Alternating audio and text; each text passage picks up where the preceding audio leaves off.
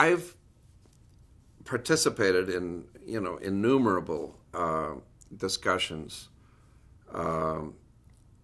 with correctional personnel and psychiatric professionals, trying to understand why a particular prison inmate was so violent within the prison, or why the person had been violent even before coming to prison.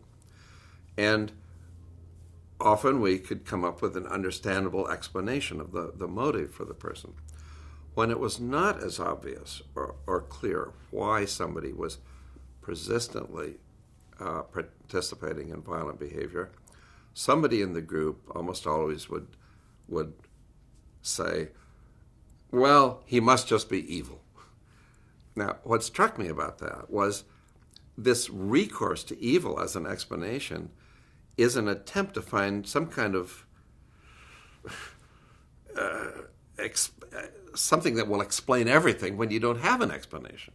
I mean, it's a substitute for an explanation. It's what you resort to when you don't know what the cause is.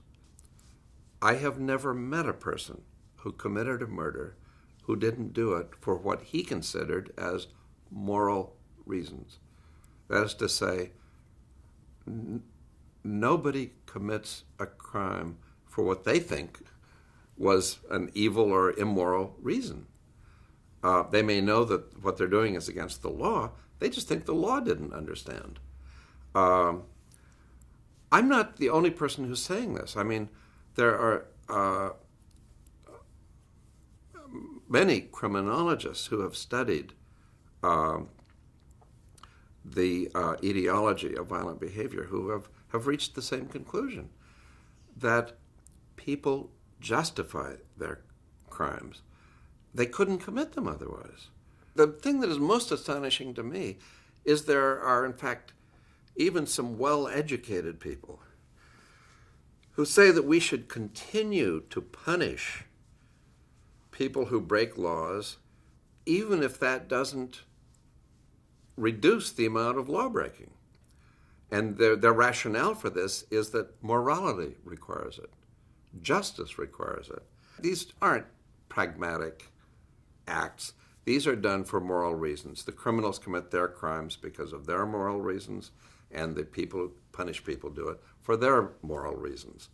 As far as I'm concerned, both forms of morality are absurd. They're counterproductive. They only serve to rationalize and justify violence. We need to stop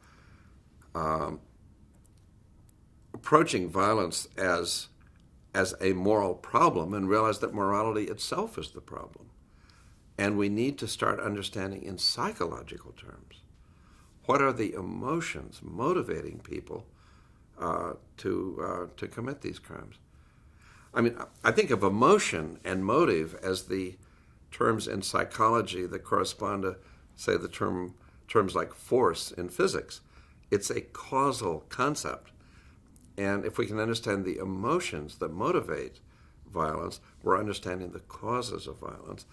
And once we've done that, moral value judgments are beside the point, because all violence is destructive. It kills human life. All violence from a public health standpoint is the equivalent of a disease that kills people.